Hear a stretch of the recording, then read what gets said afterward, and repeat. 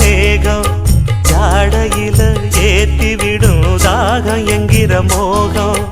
கோடியில ஒருத்தியம்மா கோலமயில் ராணி